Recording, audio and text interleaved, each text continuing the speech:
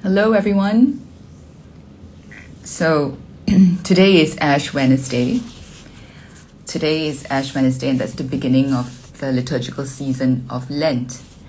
And I was originally intending to do a live on the topic of how can we reconcile, the radical mercy and compassion of God with the demands of discipleship.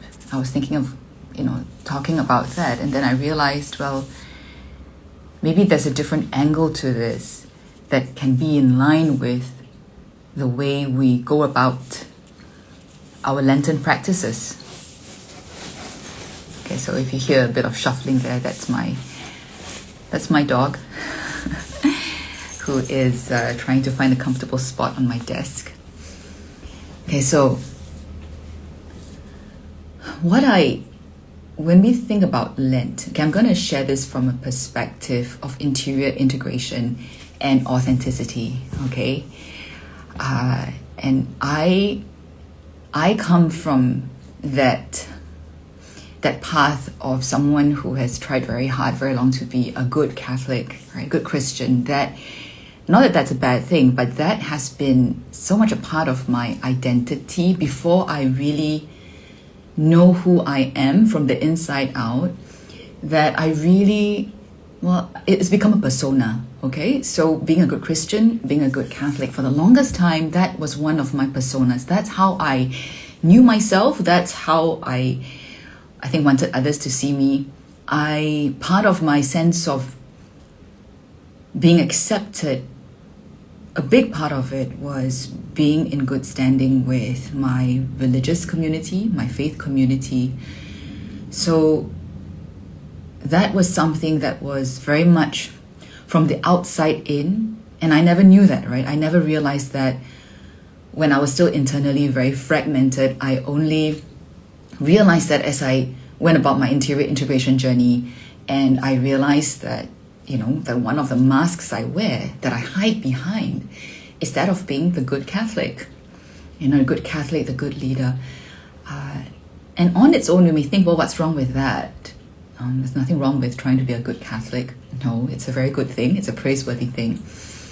But any persona, including a persona of being, a good Christian or good Catholic, can become an obstacle to our really knowing who we are in God. It can become a wall that prevents us from actually receiving God's love. And in that sense, that's a very bad thing, right? Because we have to think about, why is it that we are a practicing Christian, if you call yourself a practicing Christian, right? And I just want to say that this live I'm recording right now, this sharing I'm about to give, can also be very relevant for someone who is struggling with remaining a practicing Catholic or practicing Christian, for someone who may not be practicing, but you still kind of feel like you have some kind of relationship with God, or you still desire that relationship with God, but you just can't do all that religious thing anymore. If that describes you as well, I invite you to listen to what I have to say, or what I have to share, okay? I think when we are very caught up with what is required to be someone in good standing in our religious community, in our faith community, we become very focused on the outward practice, right? And given that the outward practices of the faith, they all are meant to be symbolic, or have, point towards a meaning that's deeper than just what is on the outside, the reality is, for many of us, especially those of us who are very afraid of being rejected, we put more stock in doing all the right things and exhibiting the right behaviors so that we can fit in and be accepted and be seen as someone who is, good, approval worthy, somebody that people can look up to or accept it. And this is especially the case if you hold some kind of leadership position in your faith community and religious community, right? We don't realize that we're doing this. But when that happens, what actually goes on is that we can be very disconnected with the actual reality that our soul is in the season that we're in, and at this very current moment, a lot of us are already very disconnected with what's going on in our emotions, with what is going on in our bodies. And a lot of us are very disconnected because of, a lot of the woundings that we have since we were a child, okay? So the complex trauma that we may have experienced. And because of that, we look for affirmation and belonging and love and approval from the outside. And if being a religious person is part of identity, we're going to look for that attachment, that security from our faith communities, right? And so we are more connected or more aware with how other people see us, including how we think, quote unquote, our church sees us, or how our pastors see us, how our community sees us. We become very attuned to that, as in we are more conscious of that than we are conscious of what's really going on inside of us. Now, here's the thing. God wants to meet us in the reality that we are in. God cares more about the reality that's going on in our lives, in our souls, than he does about how people see us, right? But if we're so caught up with how people are seeing us, or what does it take for me to continue to be a Christian or Catholic in good standing, we are not really attuned to where God actually wants to bind our wounds. So let me give you a concrete example, okay? Now, so Lent is traditionally a time for prayer, for fasting, for almsgiving, right? Of sacrifice. And all that is supposed to be related to what's going on in our interior lives, okay? And if you're not very informed about these practices, there's actually plenty of formation material right now, both on social media as well, or as in more long form or proper kind of format. Okay, not proper, but like in more formal kind of formats about why we do what we do during Lent. Okay, so but that's intellectual understanding, right? That's intellectual understanding. We know that the practices of Lent is supposed to help us do something in our interior lives. But this is real, okay? In my world, in our extended family, someone just died not too long ago, okay, in a matter of weeks ago, and I'm not the only one. There are people that I know, more than one person, who have lost a close family member within the last month. One person I know of has lost two immediate family members, right, who have passed away in the last month. Now, in their actual lives, even before Lent began, it was already a season of loss, of grief, of sorrowing. There's a lot that's going on there. God is already meeting them in the reality of their lives, right? With already such great loss that they're processing, what would it be like to enter into Lent and then get caught up with how I need to practice my Lent? What almsgiving do I need to give? What sacrifices do I need to make? Or how should I deepen my prayer life? One option is to go about it by not seeing that these two have anything to do with each other, right? There's something going on in my personal life. I'm grieving the loss of a loved one, but I'm a good Catholic, I'm a good Christian, and now it's Lent, and there are certain things I'm supposed to do, so I just go about it the same way I always go about it. I find some way to give alms. I decide how to fast. The two things can be very separate. Another way to go about it would be to realize that every year Lent comes about, and that the season is supposed to meet us in a sense where God wants to meet us. In that sense, every year Lent is not the same. Even though a lot of the readings are repetitive, we enter this as a cycle every year. It can feel very similar, right? We're always invited to prayer, almsgiving, and fasting. But where we are every year is very different. Now, I remember it's been a long time now, more than a decade, but there was a year in which I lost my mother-in-law very suddenly. She passed away very suddenly, close to Lunar New Year. In fact, just a couple of days before the Lunar New Year began, and pretty close to Lent. And when Lent rolled around, my immediate family was still very deep in that loss, in that grief of losing a mother.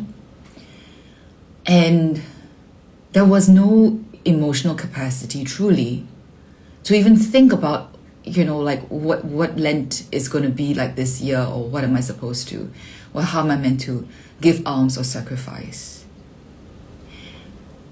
Given how strong my Catholic script is in my upbringing and in my identity, I remember there was a sense of disconnect. I felt a tension, also because at that point in time, I was actually very active in the parish. I was volunteering full-time in the parish. This was before I became a paid staff in the parish I was working for.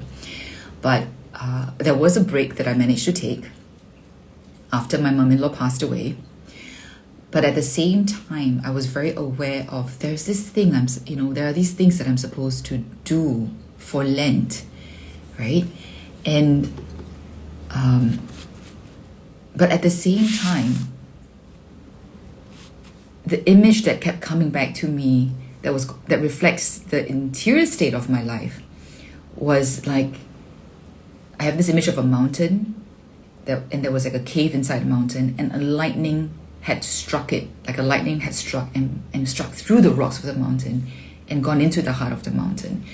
It was like a sword had pierced the core of my being. I wouldn't even say heart, but it felt like a sword had somehow pierced, the core of my being.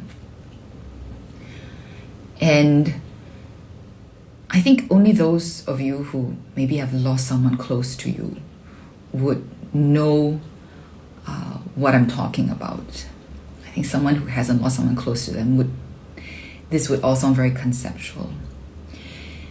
But the grief and the loss can be so deep that our whole world shifts, right? And I found that I had no capacity to do anything else for Lent except to be with the grief, or to be with God who is with me in my grief.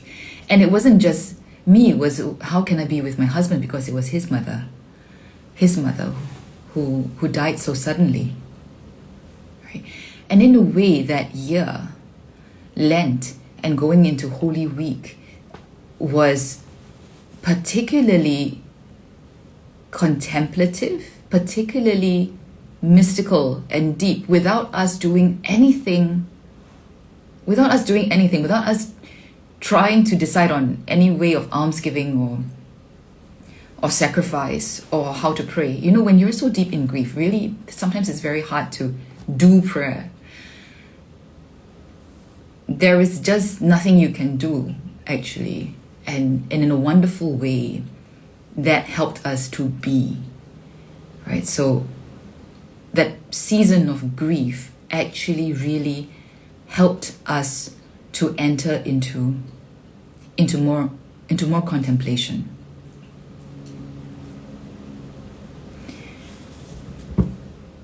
Losing someone may be an extreme example, right? I mean, it's quite a big thing, but at a smaller scale, in smaller ways, so many of us actually have things to grieve in our daily lives.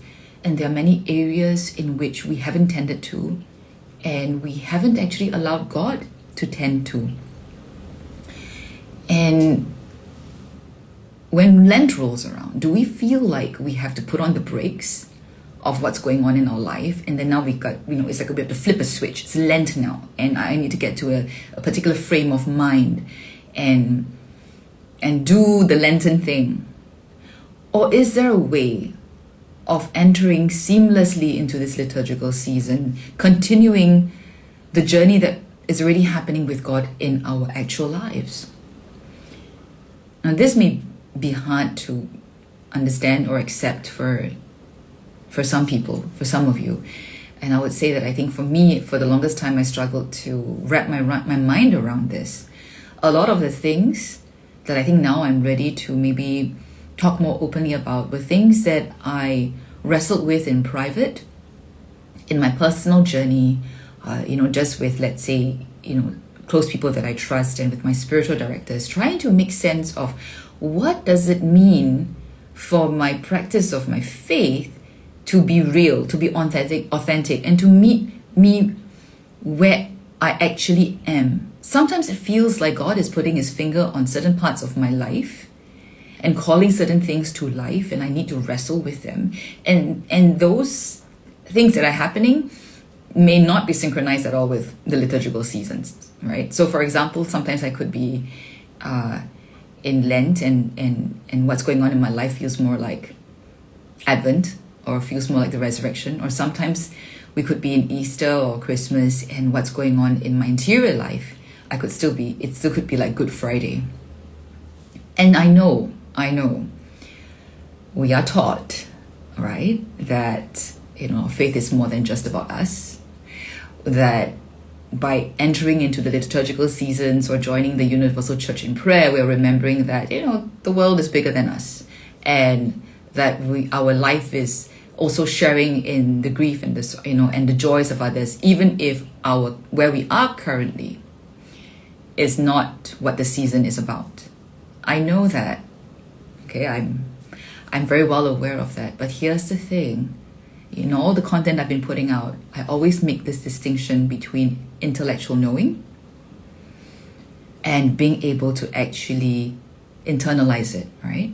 There are layers of knowing intellectually, experientially, affectively, where I am attuned to myself, attuned to God, attuning to me.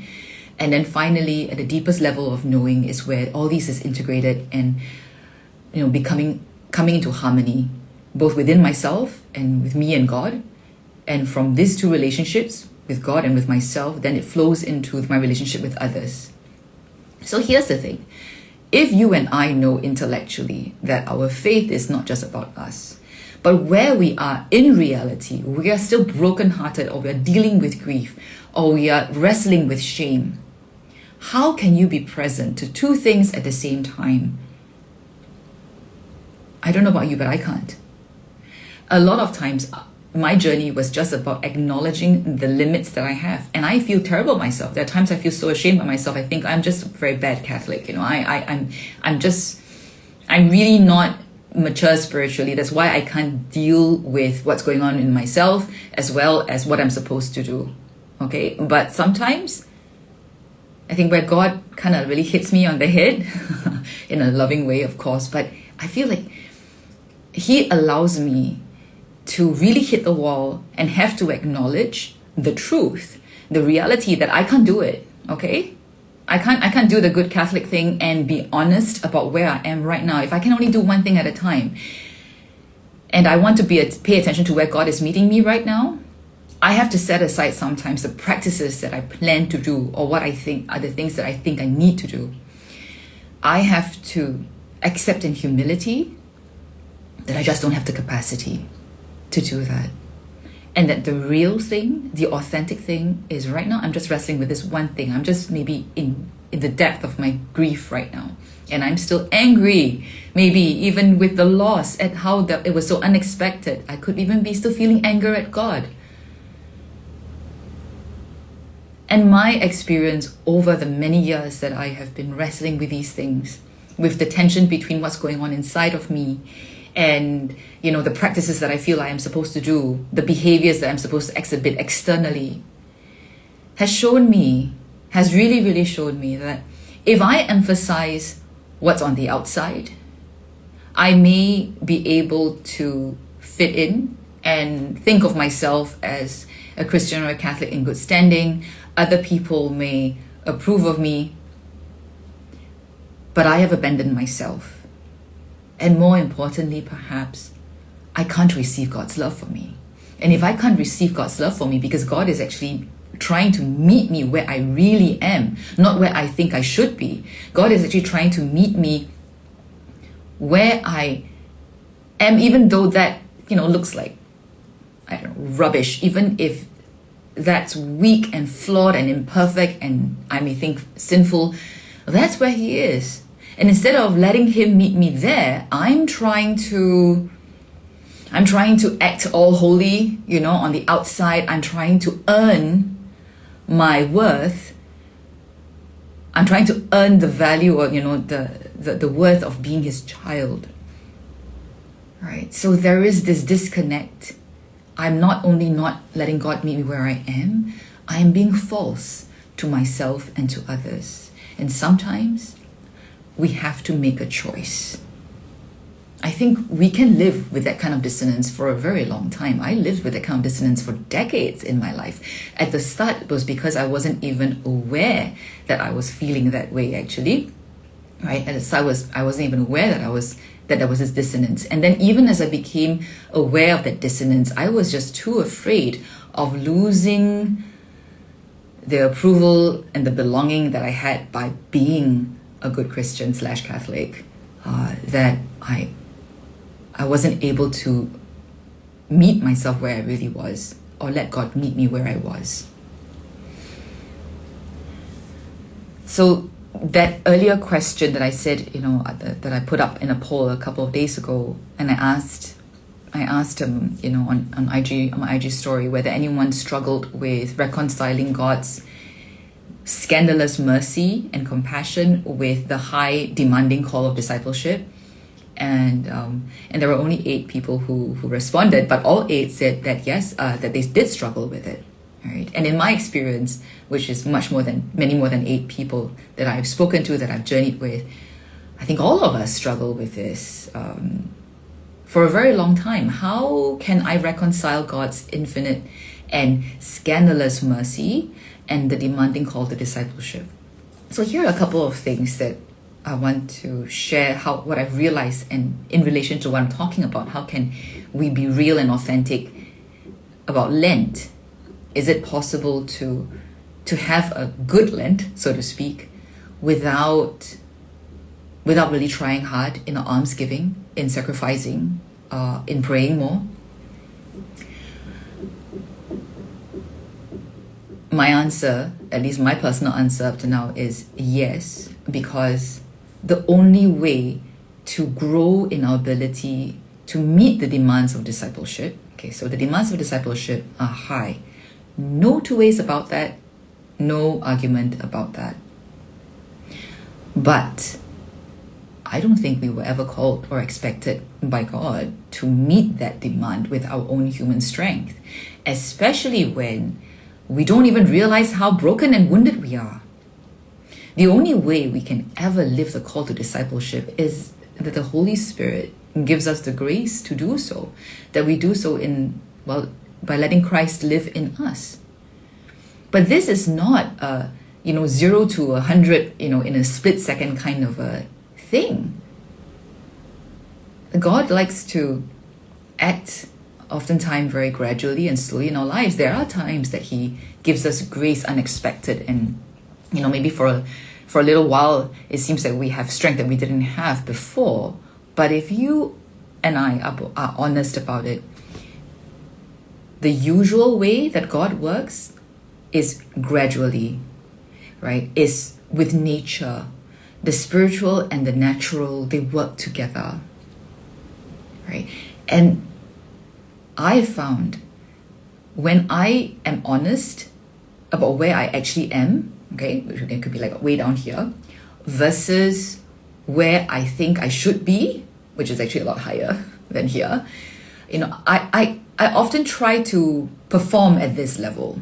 And I can imitate the behaviors, I can do the things, but internally, I may be, a lot earlier in the journey. There are aspects of me that are still very fragmented and broken, and I can't actually authentically, spiritually, fruitfully act as a mature disciple when there are things inside me that are maybe still an infant or a toddler, right? And needs binding up, wounds that need binding, parts of me that need integrating and maturing. So I had to ask myself, which is more important, the real or what I can show? Now, the only way I can really grow in intimacy with God and with myself is by being real. And the good news is that when I'm real, that's where I experience the scandalous mercy of God. When I experience that, oh my gosh, in reality, I'm actually still so early in the journey that there's all this crap inside of me that hasn't been dealt with. Like, I'm so ashamed. Those are things that maybe growing up, I couldn't bear to see and acknowledge inside me, because those are the kind of things that maybe I'll be shamed for, I'll get rejected for. But now I'm finding that God's right there with the dirtiest, ugliest, most broken parts of my inner self.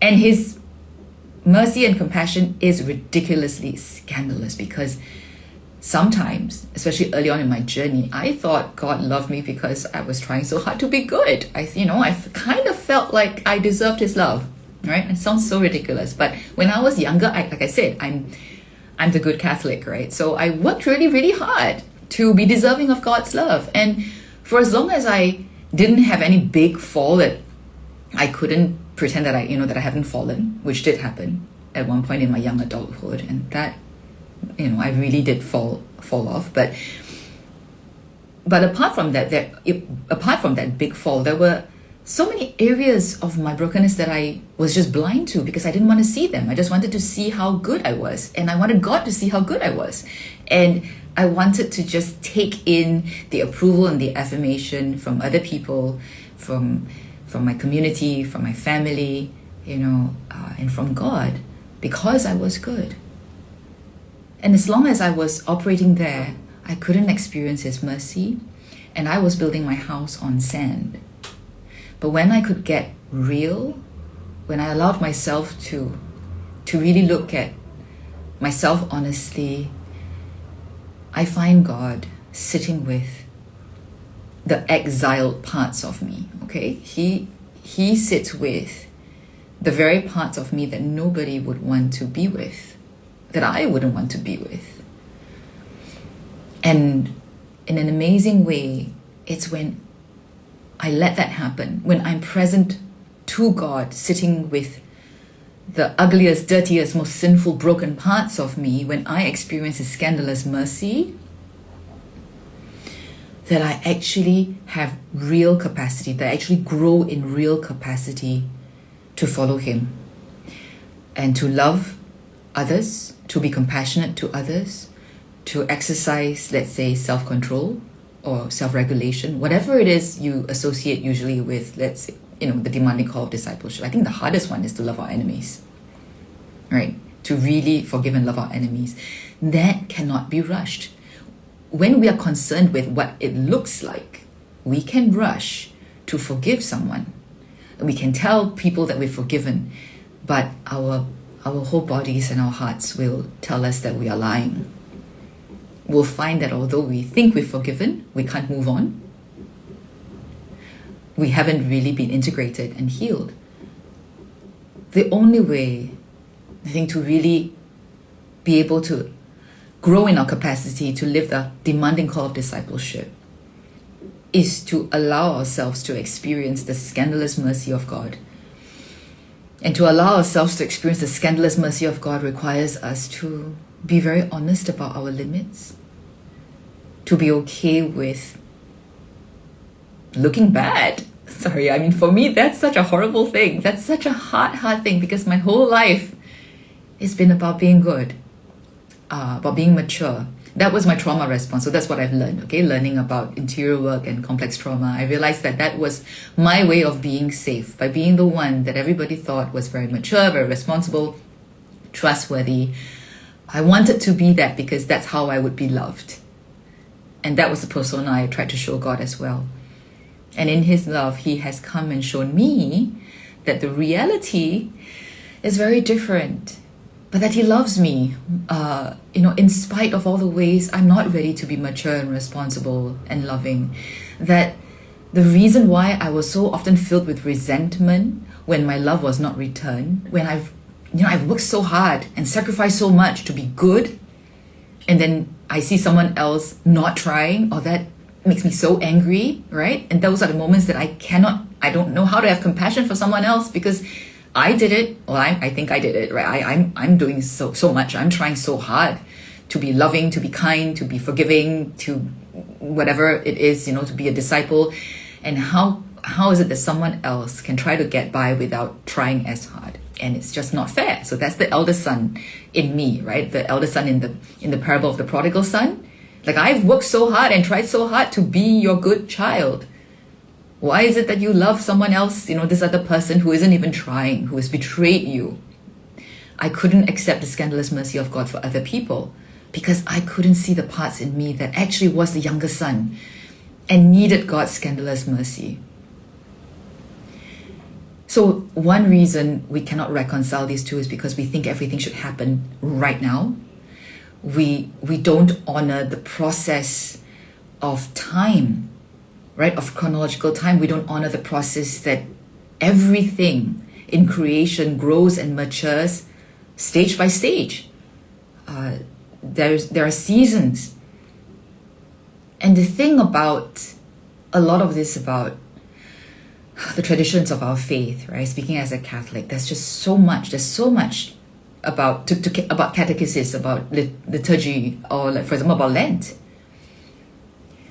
When we try and just understand what there is to learn about our faith without filtering or titrating that to the person where they are in this moment in time, we can overwhelm the person. If this person is ourselves, we can be overwhelmed ourselves, and we can sometimes actually make it even harder for us to really become that mature disciple that we wish to be. Right? So, where are you right now in this moment, in this year, in your life? Check in with yourself there, because God is there before you even think about what Lent should be like this year for you, or what retreats or sharings or reflections, all those. There are many, many good things. There are many, many good ways and resources that are available to help people deepen in Lent, deepen their practice of Lent, and deepen and maybe grow closer to God during Lent. But it really depends on what's going on in your life right now. If it's not aligned with the season that you're in, with what you're going through, all those things are not going to help you. So what's preventing you from being free enough to reject just taking things up because it is the right thing to do for Lent?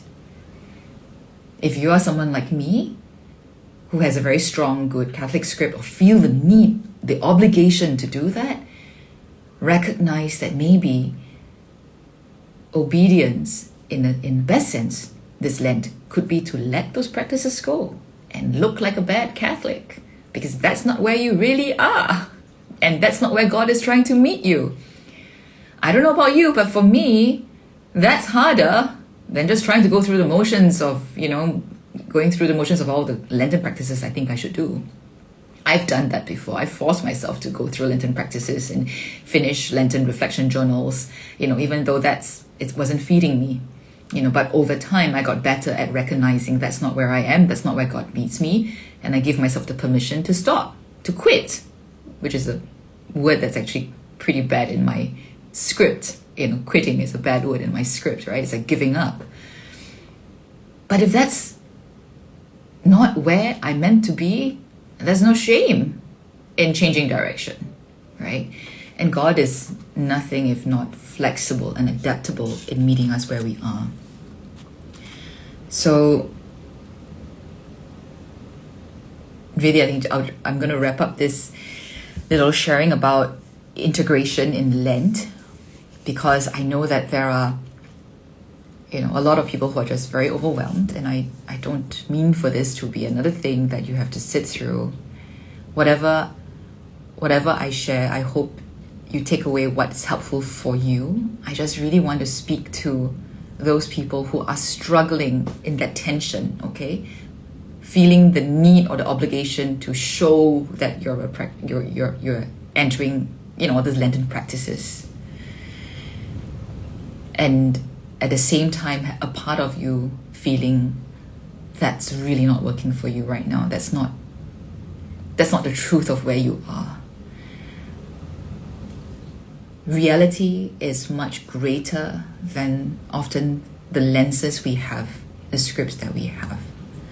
Okay, so that's what I hope that you will take away. And if you are someone that has been struggling with your faith, at least the institutional aspect of it, the practicing of it, or maybe you've stepped away, I hope that this sharing also has given you something to think about, because I want to say what matters more is where you are right now, and that God is actually meeting you where you are. And if right now, where you are needs to be in the wilderness, needs to be at the margins, that you can't bring yourself to enter, the official spaces, religious spaces or sacred spaces, if you're really hurting and really angry because people or leaders or, in your faith community have made you feel abandoned, betrayed, or whatever that is, maybe Lent for you is just letting God find you where you are. Because our faith is so much more than belonging to a group. I really, really want to say that. Our faith is so much more than about fitting in or doing the right things. All that's not the first thing. If you really need to cut everything down to its essential, our whole faith came about because Jesus Christ came to reveal to us the face of the Father, and that He's a God who loves, and that we are the ones that He loves. And that is the love that transforms us. It's a love that transforms sinners, into followers, disciples, into apostles, into saints. But that transformation takes time. And if right now we look nothing like what we think a mature discipleship looks like, maybe that's okay, because the thing we need to grow into that is being real and letting God meet us exactly where we are at. So I hope this sharing has been helpful for you. And I just want to say, I had planned to do the dual recording thing so I can share this live on YouTube, but just now I realized after I started at some point that I had forgotten to press record. So I only started recording in the second camera some point after I began this live. So I will see how best I can share this on YouTube as well, so that those of you who may want to share this with someone who is not on Instagram can access it. But I just want to say I'm praying for all of you who are struggling. I also ask for your prayers as I continue to wrestle and integrate all these aspects of my own fragmented self that hit up against that script I've always had, that I need to be good in order to be loved. What I want is a real, deep, intimate relationship with God, with the Trinitarian God, and I want to discover what that means as I live my faith from the inside out. And that's something I'm struggling with, I'll be very honest, because for the bulk of my life, I've learned the external practices first and doing them. But now that I am in touch with what's going on inside of me, I have to kind of recalibrate and learn what does it mean to let the two kind of like meet, right? And now the emphasis being less on doing what I think needs to be done, even though I know very well what it should look like, but being real and honest, even if it means losing the approval and affirmation of the very people that I've always longed for approval from, right? But that's my prayer this Lent, to be able to be more real, and also, I suppose, to be more willing to suffer this process. Yeah, so take care and have a blessed Ash Wednesday and a wonderful beginning to Lent.